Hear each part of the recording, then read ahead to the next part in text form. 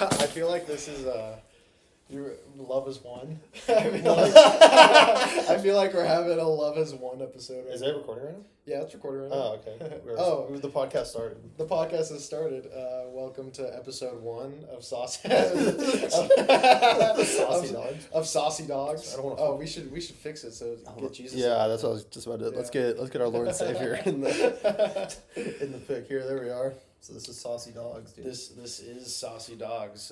We are your hosts. I'm Christian. My name is Leo. And yeah, we're just a couple of saucy dogs. Gosh, I guess we can start with what we've been doing for the last hour. Yeah. It's a weird Sunday, dude. It is a weird Sunday. Neither of us got any sleep. Daylight savings sucks, dude. Daylight savings sucks. You know the hard part about this is what? that like normally because I've done a couple podcasts before, you just like can fall into conversation. I've never had it be just like, there's me. Like, we're recording this on a MacBook, so it's just like it's like looking into a mirror. I know. It's crazy because I don't know. I look at myself pretty often in the mirror, but a camera is so weird because it brings out like the asymmetry in your face. Yeah, no, I look wild. I know, me too. I look crazy. I didn't realize how much my face goes that way, which makes a lot of sense because I get caught. I get caught with left hooks a lot. Yeah. So I get caught in the face. Yeah, that's going that way. Yeah. I didn't realize how much I needed to lose weight until we started the podcast. I think on camera though the mustache does help. Do you think so? I think so. I thought it went the other way. I thought the mustache made me look like shit. But I think it's impressive. You can definitely tell you have a mustache from the camera. Wow. Finally, somebody. Man, you can finally tell. Huh? God, what? You know, I have this idea. I don't think humans are supposed to be able to see their reflection. Yeah, there's some truth to that. I think that brings about a weird level of self-consciousness that humans just weren't made to understand. You ever seen a dog see their own reflection? Yeah, they don't understand. They freak the fuck. They don't know what's going on. Yeah, or a cat. A cat's fucking stares at it hella weird. Yeah, they don't know what's going on. Bro, imagine that fucking demon cat seeing its own reflection. What's the the fucking palette? I think that's what it was called. The palette? It was called a palette. Oh, cat. the Asian cat. The Asian cat. Yeah, the world's most evil cat. Yeah. Meow. Meow. The angriest cat. Imagine that thing saw its own reflection. I think it was just trying to fight itself. I don't know. I think it would fight or flight or come. I think it would fight. You think it would come? Yeah, dude? FFC, dude. What do you think, bro? What do you think is going through its head if it busts? Whoa, dude. What if the only way you? Well, that's American Psycho. Damn, dude. I don't think we're made to look at our own reflection. American Psycho taught us not to look at our own reflection. If you look in the mirror when you come, dude, you're a fucking lunatic. Whoa. Yeah, which I love to look in the mirror when I come, dude. Well, you gotta think too, because that's the whole issue with pornography and that's why a lot of guys are becoming cucks and stuff because they're watching and they're jizzing to an image or video of two other people having sex. With each other. Yeah, it rewires your brain where you're I don't even want to do that. I just want to look at it. Yeah, you're teaching your brain. You're cucking yourself every time you don't watch be porn. Porn is gay. Porn is gay. I fucking hate porn. Especially if you watch gay porn. All my homies hate porn. I actually, dude, not that I fucked up. I'm not trying to say I fucked up. Mm-hmm. I hate, so I haven't been smoking weed. I haven't really been drinking a whole lot. Yeah. But what I have noticed is that I like how we started out by adjusting the camera to get Jesus in it, and we're like, yeah, I've been watching porn a lot. Hey, we're confessing our sins. Yeah. That's what we're doing. And I've been in a relatively good sleep schedule too. But staying up at 1 in the morning, I find has the same effect as 2 or 3 beers. Yeah, you get loopy. You get weird. You get a little. Yeah, no, you're super loopy. You start saying crazy shit. Yeah. Especially during the witching hour, dude. The witching hour. Oh, dude. Oh, especially when it goes from. So I was up till 2 in the morning, and especially when it goes from 2 immediately to 3 o'clock. Yeah, dude, I don't know, because we talked about this in my physics class the other day, we were talking about time and stuff. Yeah. And it was everybody fucking hates daylight savings time.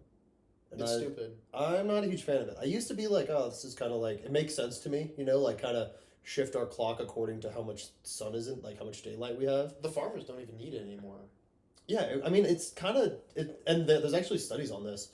Like, they see, like, it's bad for our mental health that during daylight savings, like, mental illness peaks because people are losing fucking sleep and shit. So it's overall bad for us. I think it's time we knock it off. Especially that first week, too, because you're all losing an hour of sleep. Everybody's already waking up for work. They're tired. They're pissed off to go to their fucking shitty job that they don't want to go to. Yeah. You fucking take an hour of sleep away from them, bro. Yeah. You're fucking with the system real bad. Next thing you put a mirror in front of them, they got fucking... Next thing you put a mirror in front of yeah, they're losing their fucking minds, dude. They all come, dude. They're flexing. They all become the American Psycho. Yeah. Maybe that's what we got to do to like start a new revolution. What exactly? I'm sorry. What are we doing? To take another hour of sleep away from everyone. Yeah. And then, well, no, that we're basically already doing that because now people are just gonna like lose an hour of sleep, wake up, look at their phone, immediately jerk off. Yeah. If they're anything like me, that's what I do. Yeah, that's what I do. Wake up, I'm like, I'm gonna come. Actually, I'm gonna wake up right now. Bro, I just fell asleep, woke up, I was like.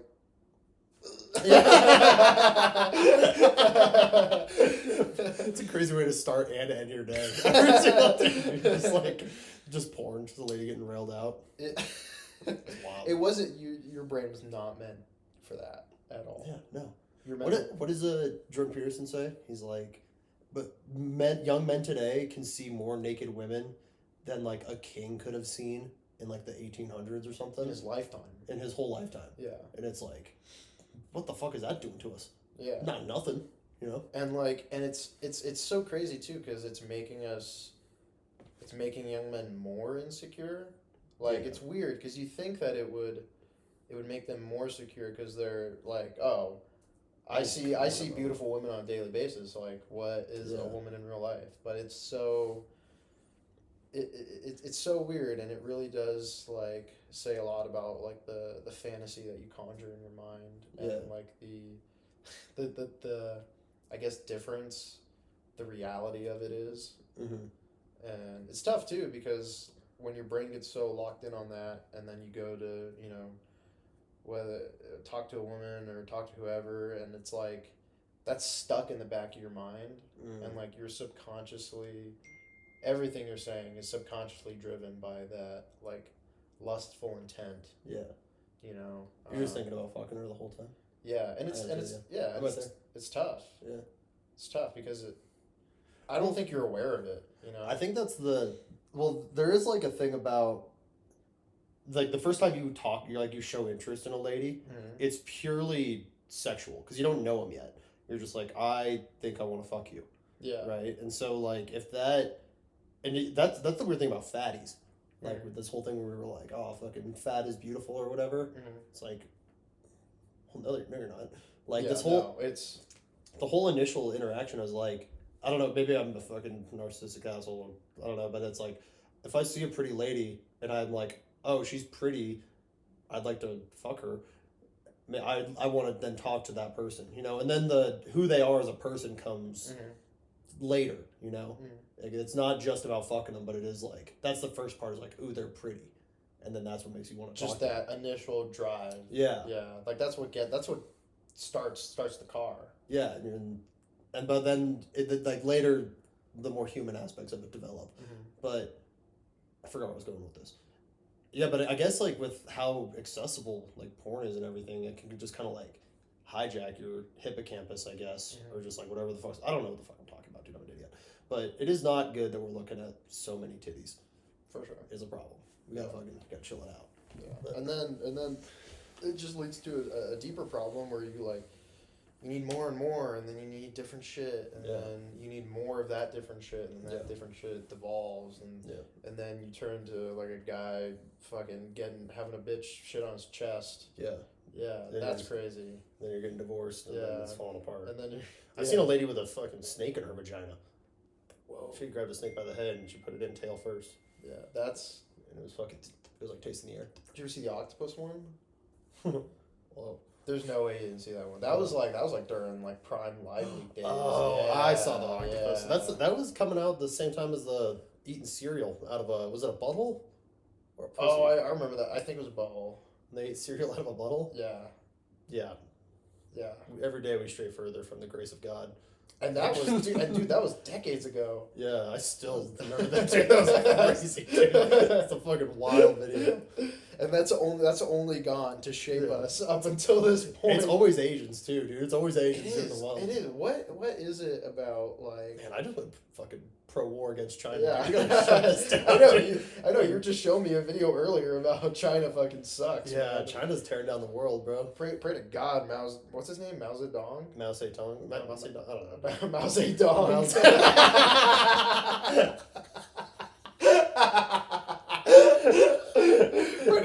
Pray to God, Mao doesn't see this, bro. Yeah, dude, Mao's been dead forever, bro. That was like, we're talking Stalin level. I've got to fucking, his spirit's gonna come back. Who's leading China now?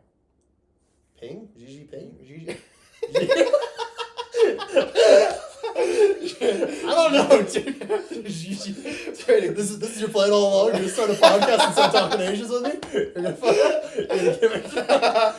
gonna start a podcast, maybe say Asian names? No, I'm just saying. I've had a CapCut Pro subscription for the last like 4 months. What is It's made by China, and so CapCut? yeah, CapCut. It's an editing software. Oh, okay, yeah. Yeah, I've had a Pro subscription for the last 4 months. I'm sure there's some legal litigation I didn't see in the terms and agreements. Yeah. They're gonna come and be like, you gotta join the Chinese Fucking- liberation, yeah, bro. The Asian parties. They're gonna come in and fucking shoot us mad or something for talking shit. They're like, yeah, you're filming some cringe shit on a fucking MacBook Air for sure. We need to shut it down. You're creepy. We see you. Yeah, we fucking. They're watching, dude. They're watching us right now. I don't know. Apple's pretty good about it. I think they got Yeah? us, dude. Yeah, they don't let anything slide. There was that one time I remember I was like, fuck, how old was I? I was probably like 12. Yeah. What are you doing? You didn't get my Zooms. Oh my god. Oh, grab mine too. I think they're over there somewhere. Please and thank. Technical difficulties, folks. Kaczynski. We need to get sponsored. We're not sponsored. But We're not sponsored, but Tucker Make- Carlson. If you decide to make another brand and they're better, I make $40,000 a year, so please give me money. I make $12,000 a year. So 6 of that 7,000 goes towards Zins. Yeah, if you gave me just free Zins, I'll fucking talk about them all the time. I don't remember. I was like 12 to 14. Like I was in that age range, and there was like some fucking FBI caught a terrorist. I call him a terrorist. I guess he was like a bad dude, whatever. And they couldn't they got. I don't believe anything anymore. So The Unabomber? I don't know who he was. Some dude. say he's not a terrorist. He's just he's actually a pretty sick dude. he's a dude. pretty sick dude. Yeah, I've never read one thing about him. God, I the know a lot of people Unabomber like is so him. crazy. John Krasinski, I think was his name. Yeah. Or that's the actor, so don't quote me on that. It's either the guy. Oh, is John Krasinski? I know the Unabomber's last name was either Krasinski or something along those lines. Yeah, that does sound familiar. Yeah, but This was a mistake. We don't, we don't know what we're talking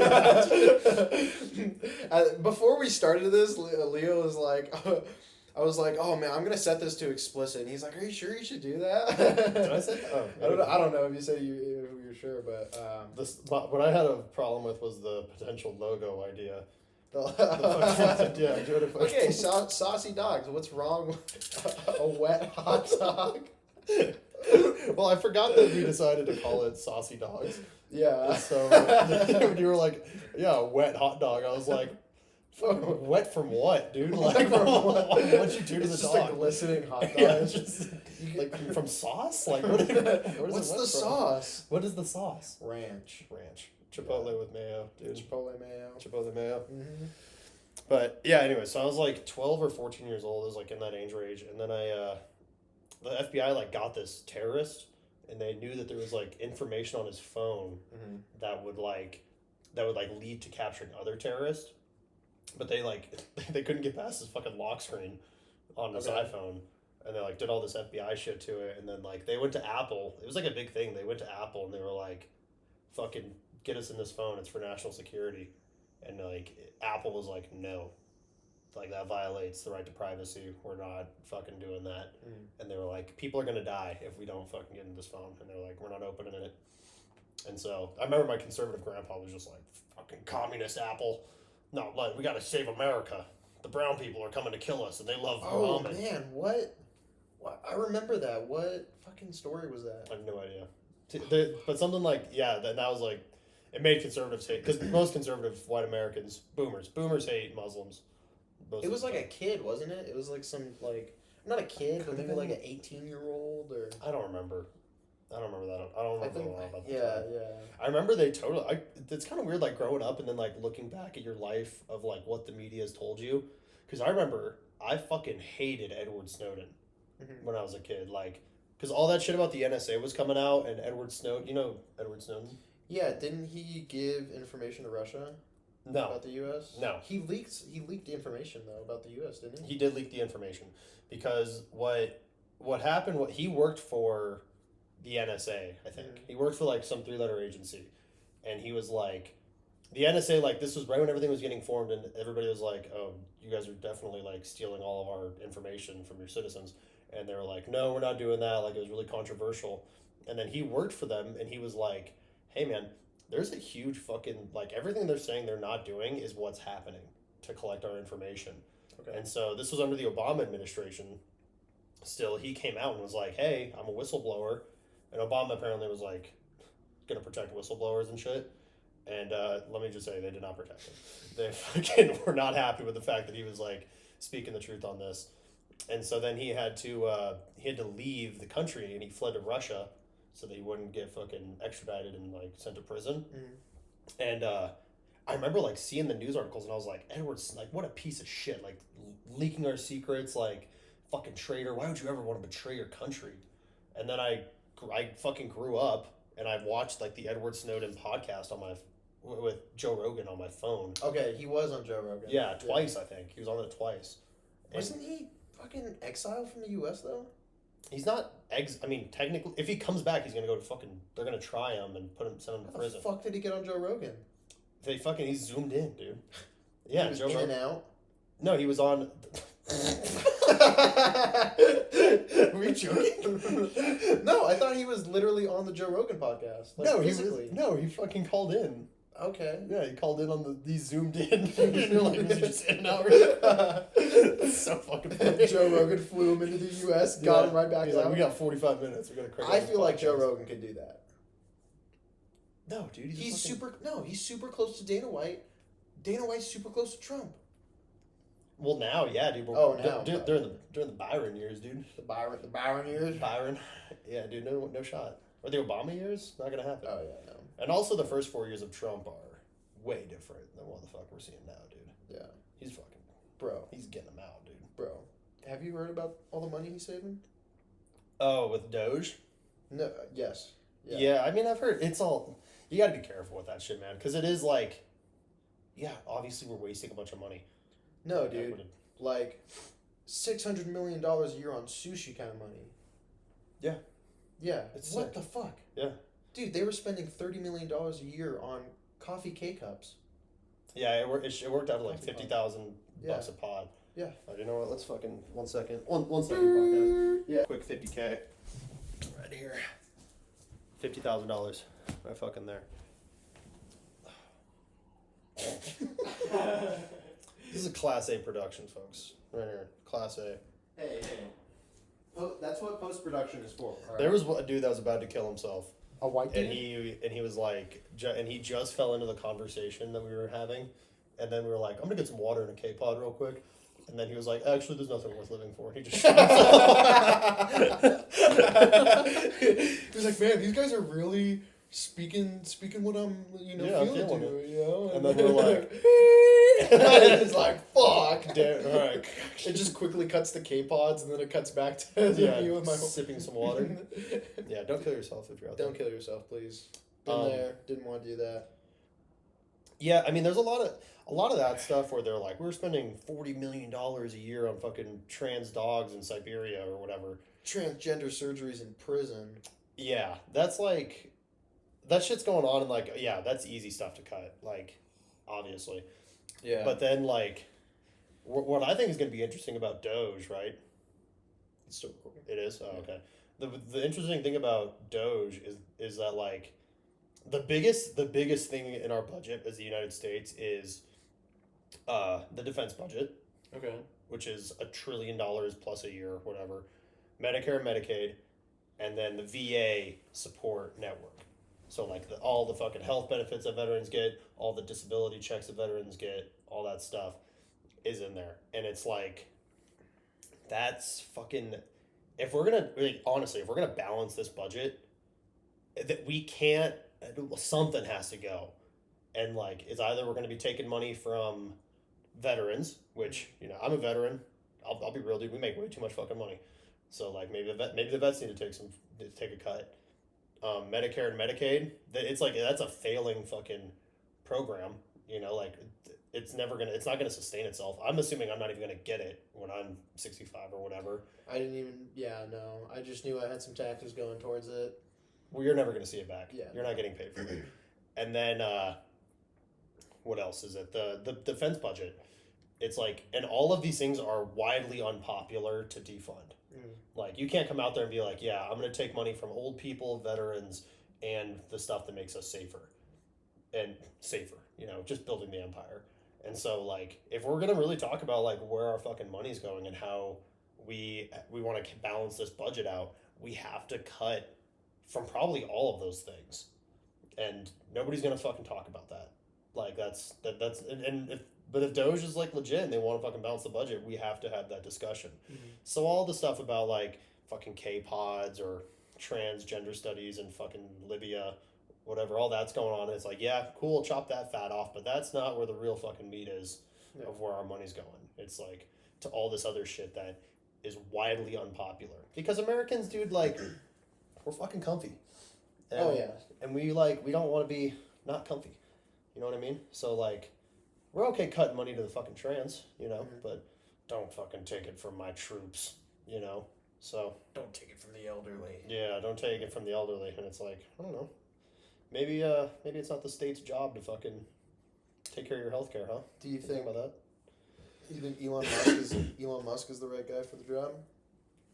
I think so. I think, because if you look at what he did with Twitter, bro, as soon as he got Twitter, fired like, what, 75% of the staff? Yeah. Which needed to happen because it was going bankrupt. There's a reason they sold. I think he has the business mind for it, dude. Like he knows how to manage like multi-billion, trillion-dollar like entities, you know, in the private sector. So like I think that he could do it, but he also like he also likes to be popular in a weird way. Like he did that weird thing with the video game. Remember we were talking about that? Oh yeah, I forgot what game he was playing. I think it was Path of Exile. Is that what it is? Yeah, it was like Path of Exile, and he was saying how he was like one of the best players in the world. And then it was so funny because it involved like this Twitch streamer named Asmongold. And like this guy is, I don't even know what to call him because at this point in his career, he's like a really successful like businessman. But he's also just like a degenerate. Sick. You know, like he's the guy that kind of popularized. I feel like he's the guy that popularized the whole like having the grossest room humanly possible, full of like piss jugs and like McDonald's shit just littered across his room. This guy fucking cracked the code on Elon? Yeah, dude, this is the guy that cracked the code on Elon. He was looking at Elon's gameplay and he was like, this motherfucker doesn't even know the core mechanics of the game. Yeah, I do. I'm surrounded by piss jugs. I know how this shit works. Elon doesn't even know how to fucking click in these menus. I barely know how to drive a car. I know how these menus work, though. Damn, that sucks for Elon to be brought down by that guy. Oh my god, man. Yeah, but Elon's not making it much better on himself, coming out being like, I am become meme. What? Yeah. That salute was, I won't call it a salute. That hand gesture was tough, dude. What? When he was like, one? My heart goes out to you. It's like, dude, that's wild to fucking... I'm a white guy that voted for Trump, and even I was like, come on, man. Like, yeah, that was fucking... Whoa! Yeah, calm down, big man. Ugh. I mean, I think he could do it. Like, he has like, the intellect to, like, manage this problem. You know what I mean? But he also doesn't want to be unpopular. Like, who does? Yeah. And, like...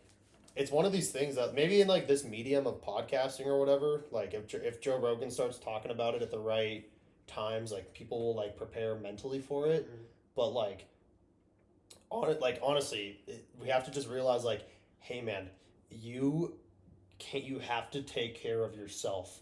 Mm-hmm. You know, like this whole like universal health care, the government's gonna pay for your health care through fucking Medicaid or Medicare, whatever the fuck.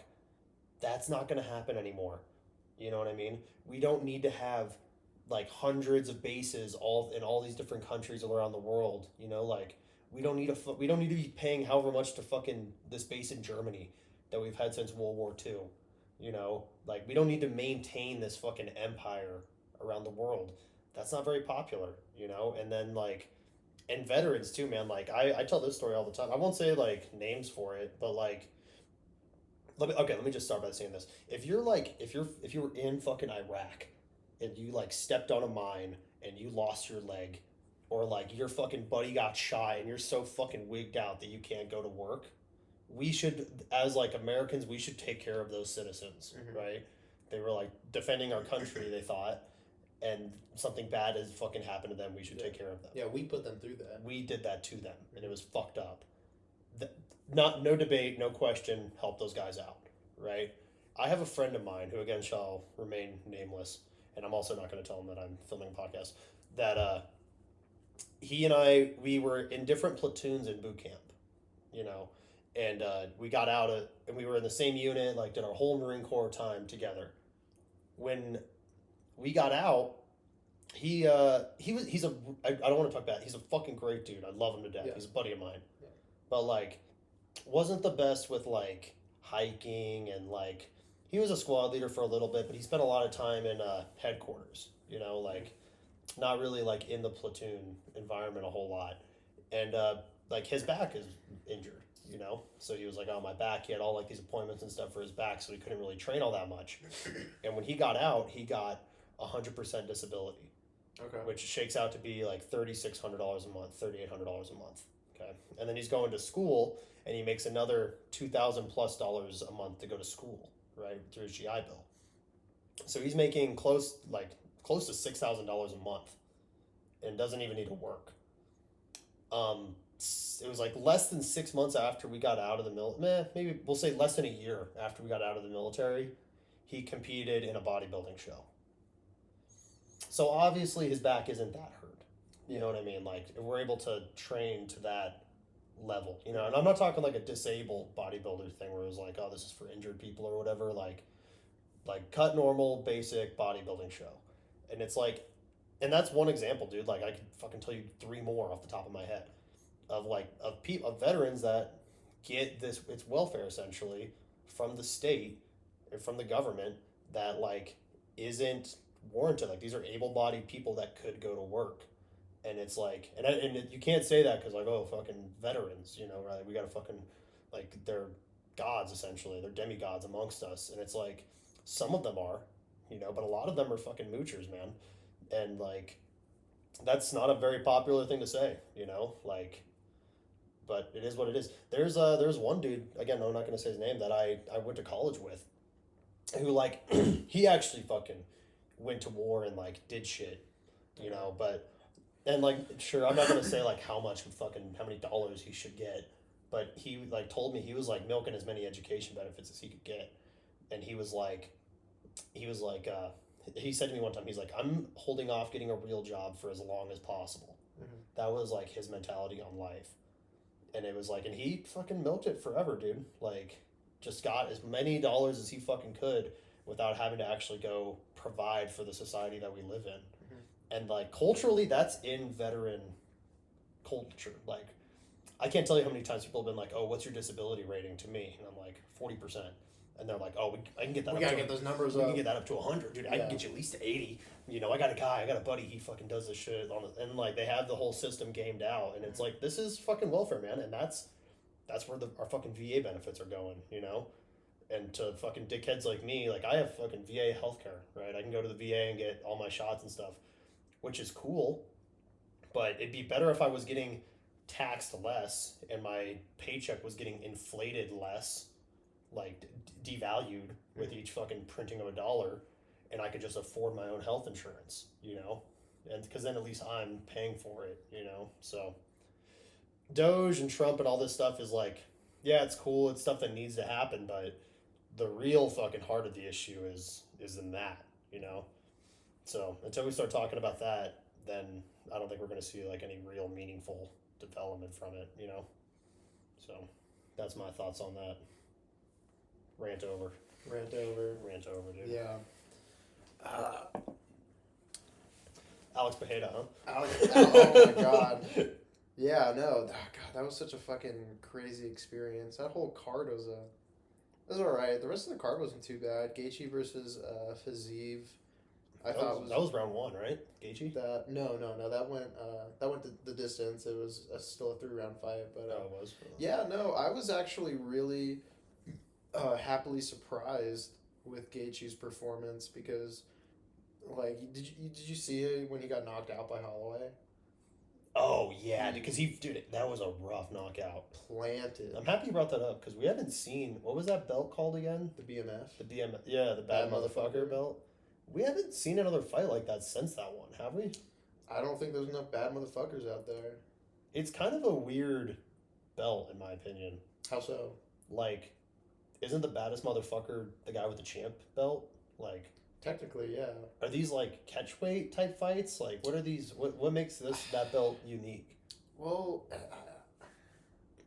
honestly, I couldn't tell you. I don't have the most information on that, but no, you do have a point though. Like the world champion is technically the baddest motherfucker. Yeah.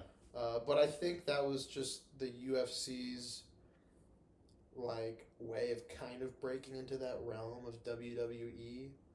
But not going into crazy theatrics. Yeah. It was a good fight. It was an amazing fight. Yeah. But going back to it, yeah, Gaethje got fucking rocked so hard. I think he was out for maybe a minute. But, you know, most knockouts, you get knocked out, you're back up in, 15, 20, 30 seconds. Yeah. So to be out for that long that was a tough knockout. Did you see how his head hit the canvas? Oh yeah, he dove head first, and then you see it. He hits the top of his head, and then it catches tension, and then it popped. His head hit the canvas and then whipped upwards. He hit the mat fucking hard, dude. He came crashing. Yeah, Max Holloway is fucking talking to Dana White, fucking Bob hitting him with jabs and shit through the fight, and then he's fucking pointing at the center of the ring, fucking right here, dude. They're throwing dukes.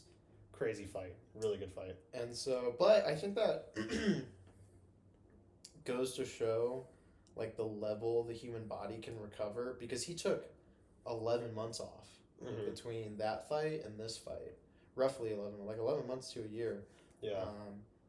And, dude, his chin fucking held up super well in this fight.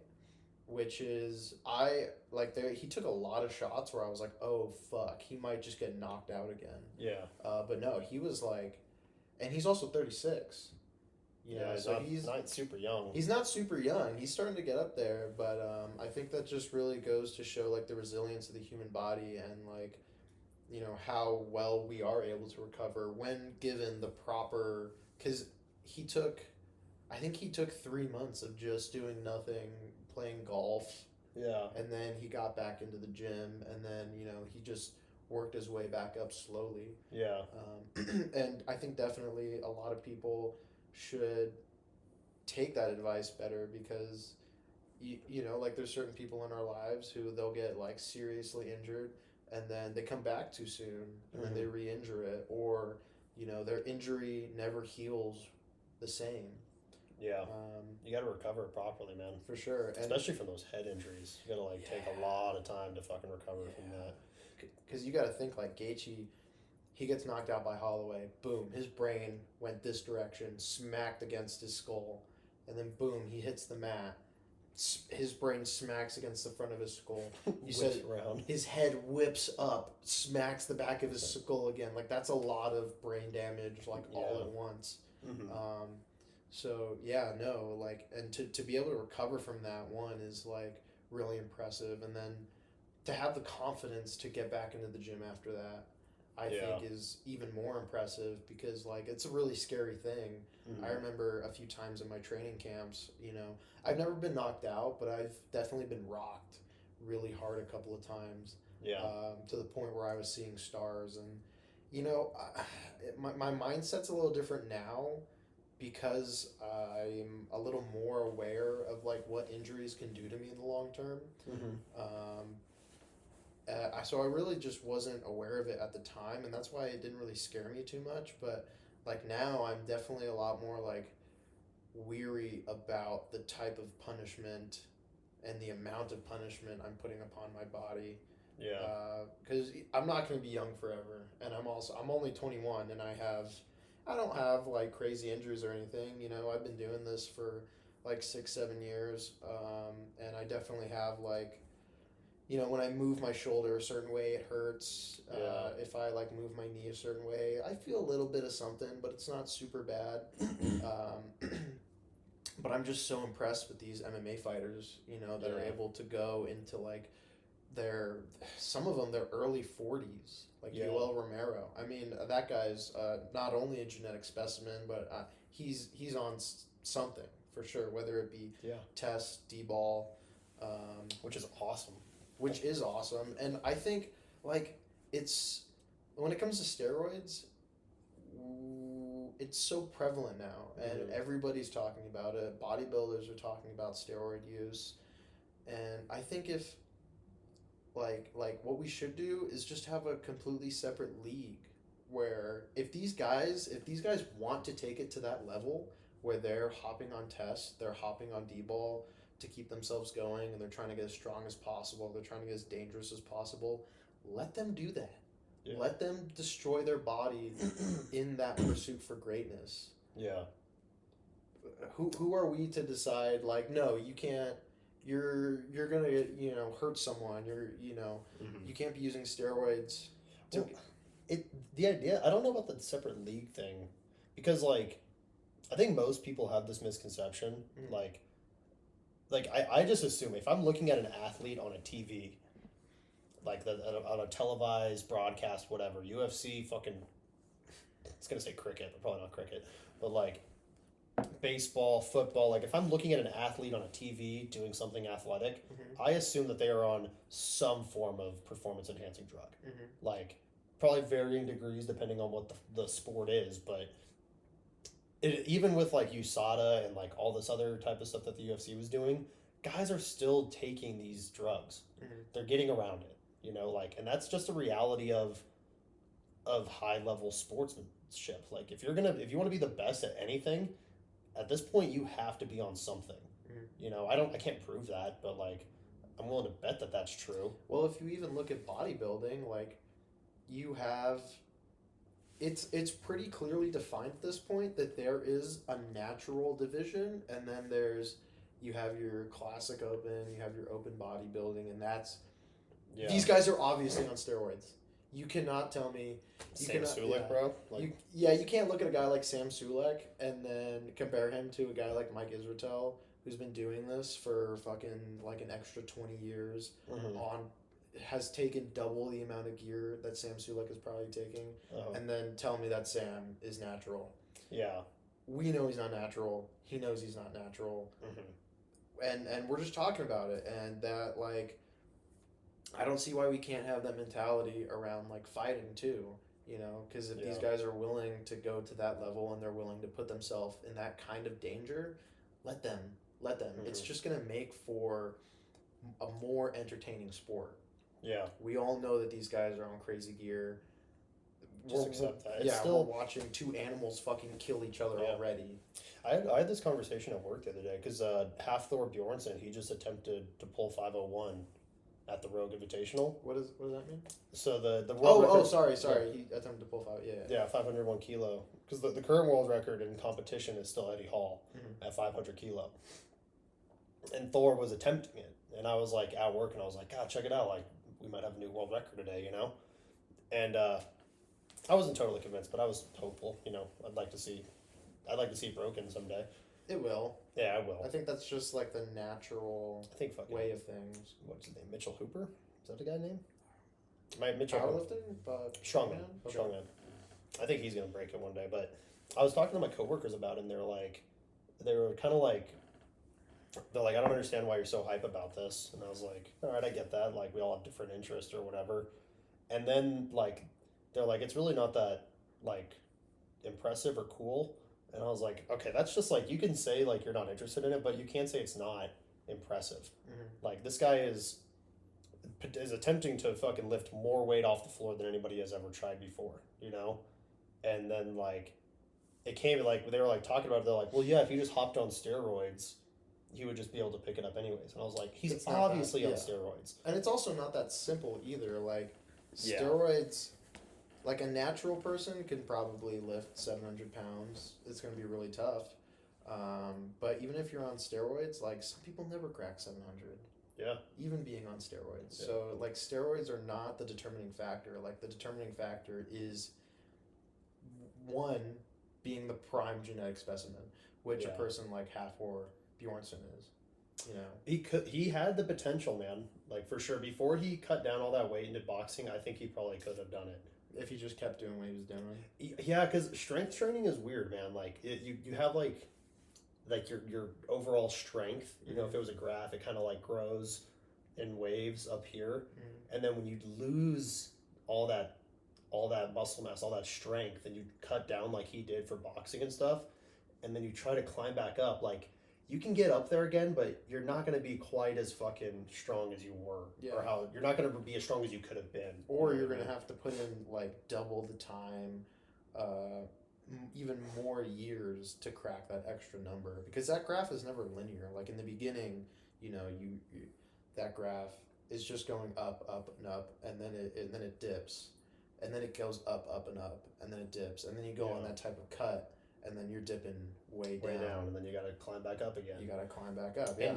And not to say that he couldn't do it, like, he totally could. It was just, I think that, because when you watch, he pulled 501 in his gym during COVID. You remember that controversy? Yeah, but it wasn't an official. Yeah, it wasn't a competition. Or whatever. And so, when you look at the footage of him when he pulled the 501 in his gym, and then you look at him at the Rogue Invitational, it is like, he's probably comparably the same size, but he looks way different now than he did when he pulled the 501. I think he looks a lot fatter now. Like, I think his weight's probably the same, but I don't think that all of it is necessarily muscle. He looks like generally, like, I don't know how you define this, but like less athletic, you know, like when less in that shape that he wasn't. Yeah. Well, when you look at Eddie Hall, dude, like, when Eddie Hall picked up the 500 kilo, his nose bled. He passed out afterwards. Like, he was fucking haggard after that lift. And when Thor picked up the 501 in his gym, like, he set it down and he screamed afterwards. Like, he didn't pass out. It was really light. And then this time 501 didn't even crack the floor. And it's like, I think he could in his lifetime pick up 501. Like, I think he still has that potential in him, but he has to take a little bit more time to get back to how he was back in 2020 or 2021 or whatever when he deadlifted the 501. How old is he now? Gosh, he's late 30s, early 40s. I don't know. 30s, like, he's getting up there. That's gonna be tough because that's strength training is different. Yeah, well, I also just mean because he's obviously on steroids and he's gonna have to be either taking those doses he was taking when he did pull 501 or more. Yeah. And the issue too is he's getting older. And not to say his heart is necessarily getting weaker, but over time, that kind of strain that you're putting on your heart, because his heart is still probably only this big. Yeah, well, with HGH, I'm sure it got bigger. Yeah, which is not a good thing. No, he's a great Dane, dude. Yeah. These guys don't live very long. God, I'm so interested to see what the current generation of strongmen and bodybuilders are going to look like into their like 70s and 80s if they make it that far. You know, that's why I'm stoked about this this new guy. He won the Rogue Invitational. He got first or second. I think he got first. Mitchell Hooper. He wants to pull 505 kilo. Like, that's the bar that he wants to set for it. And I've watched a couple videos of him, dude, and he's like, I think he's late 20s, maybe early 30s, and he looks fucking good, dude. Like, really, like, a lot of potential in an athlete, you know? But I still stand by, dude. The greatest strongman of all time is fucking Brian Shaw. For sure. Like, there's Without a doubt. without a hit, like he's at the top, followed by I would say Big Z. Big Z. I don't think I know that one. Zadrunas Siflekas, something like that. That's not the black guy, is it? No, that's whatever. I don't even know his name. I do know who you're talking about though. The Hercules hold guy. Yeah. That was like his fucking. He's not the guy that died, is he? Who died? That's not Somebody Black. died. That Black Tom Cruise died. That's his name. I'm sorry, but that's his name. Who's Black Tom Cruise? He was the giant black dude that would train with Larry Wheels. I don't know if you remember him. I do remember Larry Wheels. He was the guy that he has like the funniest videos on YouTube where he's like benching 225 with each hand. Yeah, he's that guy, right? Yeah. He has like a lady on each one too. He's just like like craziest looking physique. Yeah, because of all of his torn muscles and stuff, which again only goes to the resilience of the human body. Because like if you look at his bicep, I think he tore it so bad, like it's just deformed now. But he's still pulling crazy numbers. He's still improving. Yeah, which is amazing. We're so cool. That's why I get hyped for this stuff, man. Like to bring it back to my coworkers talking about the 501 deadlift, they did say like they weren't saying it wasn't impressive. They were saying it's less impressive that he's on steroids. And I was like, but it was like they didn't care about this lift. Like they were kind of indifferent towards it. And it's like, I don't know, man, like we're in 2025, and like we have been improving every event steadily. Like boom, but like we just keep fucking getting better at shit. Like more genetic monsters fucking show up and they keep running faster. They keep lifting more. They keep we keep just raising this bar. Like what is and you want to go to like an intellectual, like how smart are we? We're talking about having a man on Mars by the end of 2040. Like that's like we just keep fucking moving this bar up and up. And it's like and one of the simplest things for like that intrigues me is like how much weight can we fucking move and stand up with? And it's like, and we still don't even have a fucking answer to that. We don't, and I think the number is just gonna get. I wouldn't be surprised if, like, in our lifetime, we saw somebody pull like a 600 kilo.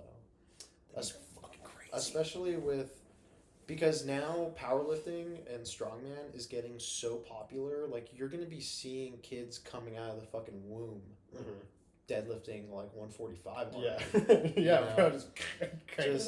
well, even we can bring this back to jiu-jitsu too. Like look at the Ruotolo brothers. They started training at like 5 or 6 years old. And now they got their black belts by the time they were like 15 or 16. I want to say, and now Cade Ruotolo is worth $26 million or something from grappling. Yeah. And now he's transitioning to MMA. And really? It's pretty sick, actually. Yeah, no, and he's fucking people up. He's fucking people up, and not just with his jiu-jitsu. He's piecing them up. Yeah, he's piecing them up, man. And it's, this also goes into MMA. Like, when MMA, UFC first started, it was mostly specialists. Yeah, everyone, all these different styles coming together. Karate, taekwondo, jiu-jitsu, like all the different guys coming in. Yeah, seeing who had the best style. And then it kind of evolved into, all right, well, now we have guys that are like really good strikers, decent wrestlers. And then we had like really good wrestlers that became decent strikers. And now we have like really good really well-rounded athletes. But they're still playing that separate style game.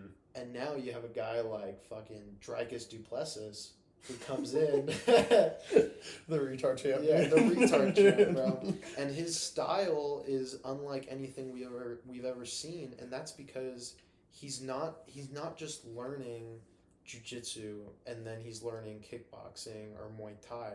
No, he's learning how to grapple like an MMA fighter, how to That's strike, interesting. Yeah. how to strike like an MMA fighter, Yeah. how to counter Muay Thai as an MMA fighter. It's really funny that you think that he has that fucking. Well, that probably is arguably what's happening. No, like that's what is happening because Yeah. that's how his training has been dictated since the conception of his fighting career. I believe, like I don't, if I could be wrong about this, but he didn't just. Let me turn that off. Sorry.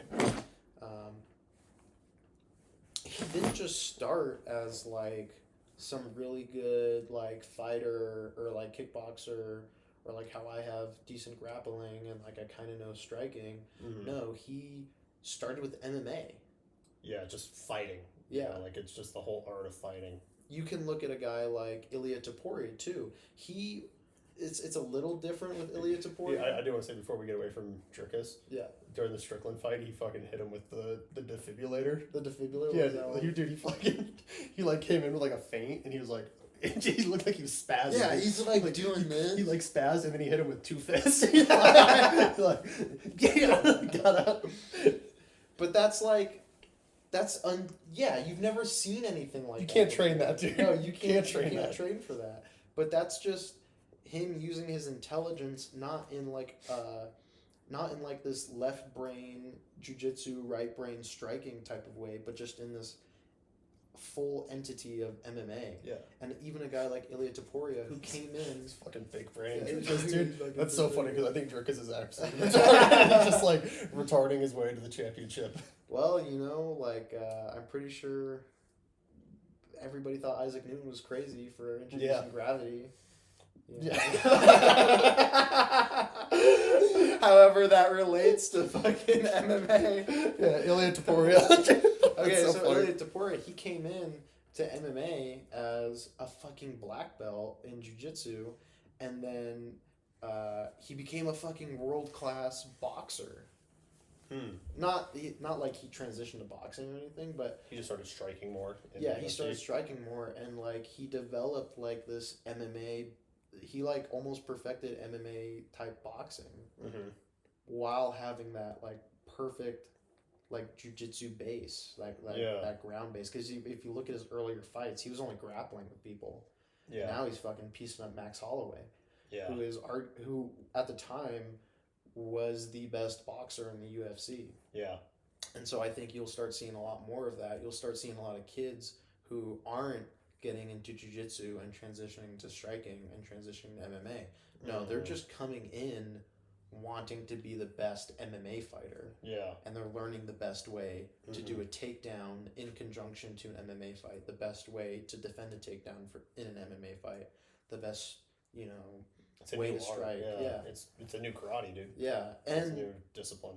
Exactly. And to tie this back to like powerlifting, like you're like now that it's becoming so much more popular, you're going to be seeing kids that are like finding the best, like they're coming into the sport with the information on the best ways to train for powerlifting.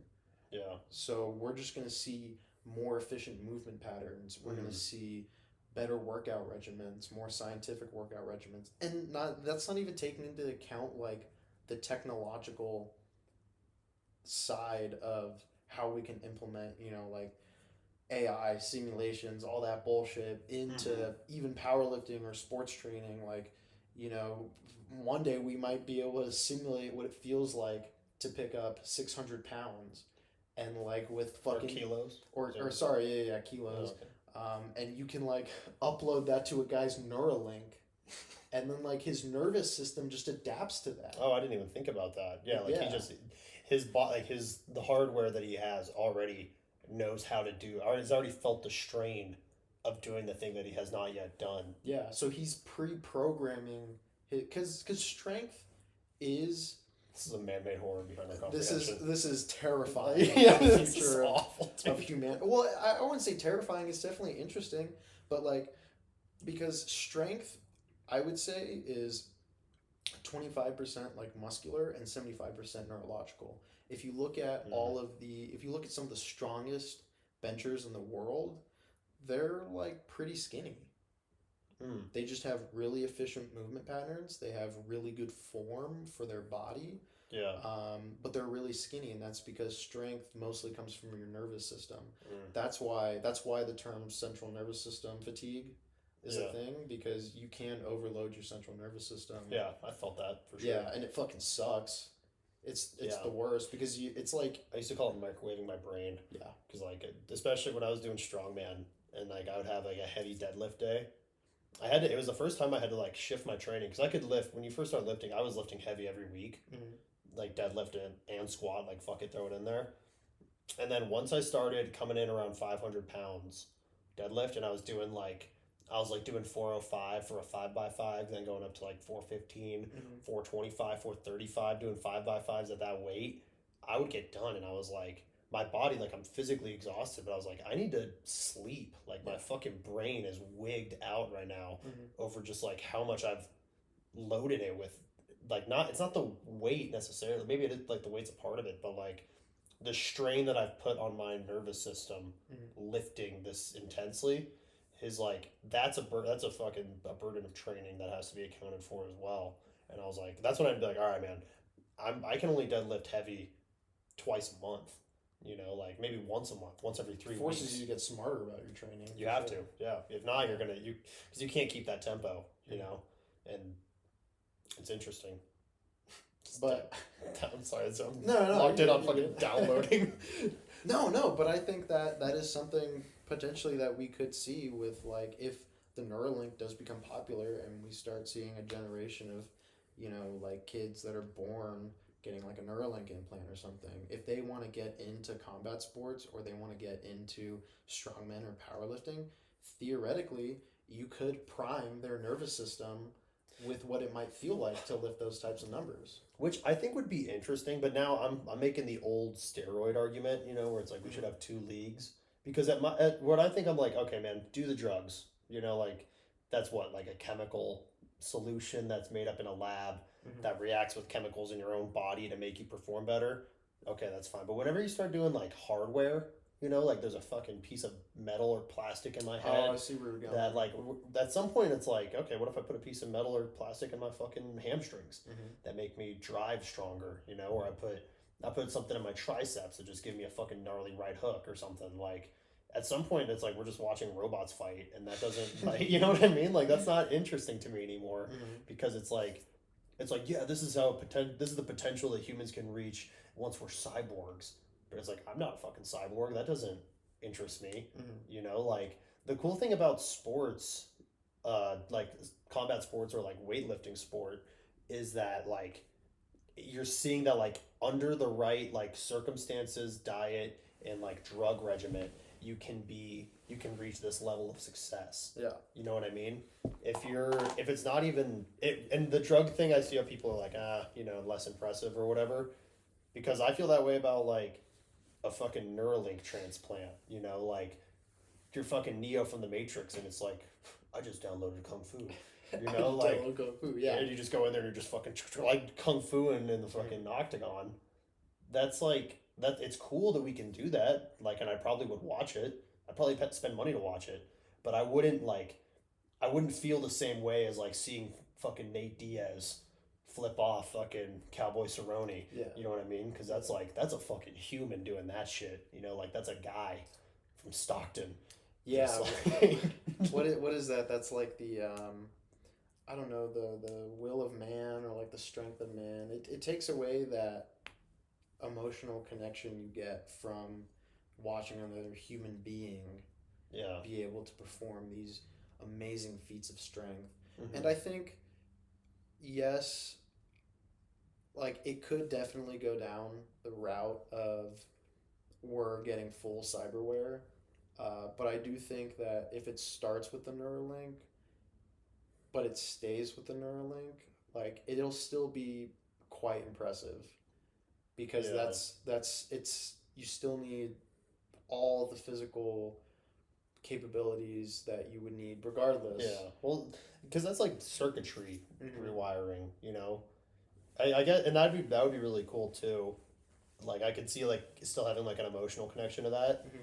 Where I would probably be more disconnected from it is when we have like biological enhancements, you know, where it's like Because at what point, like, are you not, like, you're not even a person picking up the weight anymore. Mm-hmm. It's like, okay, you deadlifted fucking 900 kilo, but like 90% of your body is fucking cybernetic. Yeah, you had a generator that was helping you. Yeah, that fucking, powers a fucking Ford 2500. You got fucking jumper cables on your nipples. You're fucking have you ever seen that video? Yeah, where they fucking, I got a crazy idea, bro. They hook that guy up with electricity and then, but that. They put him on a fucking barbell, dude. Yeah. They put they hooked up. He's squatting, and then as he's going back up, yeah, he hits the breaking point, and then they fucking zap the bar. He's like, but I think he tore a muscle doing that. Yeah, because he's not fucking made for it. But that electrical signal was going through his central nervous system. Yeah. And so, like, his central nervous system or his brain forced him to pick that up, where his body and his natural, like, the natural limiters that are on the mind would have stopped him. Yeah. And so if we can, like, find a way to, kind of, I guess, shear that boundary a little bit, maybe not necessarily take it away completely, just for general safety reasons, but to, like, shear that boundary a bit would be very interesting. The mental aspect, for sure. Because I think even with a Neuralink or something, like, you're still going to have, like, even if we prime your nervous system, we prime your brain with what it might feel like to pick up that type of weight, like, there's still the reality that you have to do it, and there's still the possible negative implications that come with picking up that weight. Yeah. So you still have a barrier that you have to pass through, like, in your soul. Yeah, that's what's captivating. To be like, this is something that a person overcame and, like, modified, even, like, because I think you could still be like, okay, I downloaded what it feels like to deadlift 600 kilo. But it's still terrifying. You still have to wake up and eat eggs. Yeah. You know what I mean? Like, that, you still have to do that. And that's where, like, if it's, because we could, like, once we start putting hardware on people to pick up this weight, to me, like, it doesn't even become interesting because, like, okay, man, congratulations, you picked up 600 kilo. I have a crane that can pick up fucking 10,000 kilo, and it's like, really, the difference between us and the crane is like, and what's, like, impressive of it. It's like, it's cool that the crane can pick up 10,000 kilo, but I just use that to get a fucking job done. Yeah, but you just look at that crane and you're like, okay, the crane was built to pick up 10,000 kilo. Like, of course it's going to pick up 10,000 kilo. Yeah, and it's like, something about you is not made to pick up fucking 600 kilo. You have to, like, fucking, like, work against the universe and yourself. Nature. Yeah, fucking just eat eggs every fucking hour for, like, 2 decades. Yeah, at least. Before you can even get fucking 400 kilo. And then you just, and you can pick it up, Yeah, and there's sorry to cut you off, but there's constant barriers that you then have to push through after that 400 kilo. Yeah. There's a new barrier at 405, 410, 430, 490. And then you hit 500. You're like, well, maybe that's it. When we put it that way, maybe the Neuralink isn't as impressive to me because, again, like, that part of that journey of what's so captivating is the struggle. It's like, that's the hurdles that you overcome to get there. And if you're having the cheat code of, like, the memory, like the mental aspect of that is already overridden because you can press a button on a keyboard, that's like, that is less impressive to me because you're just downloading I can download a fucking song that doesn't make me Mozart, and it's like, yeah, you still have to work out for it, but that's we are, like, of many parts, but of the biggest parts of us, I say, is, like, our mental capacity, our physical capacity, and our spiritual capacity. And any sort of accomplishment, you have to kind of master all 3 of those parts to become successful, right?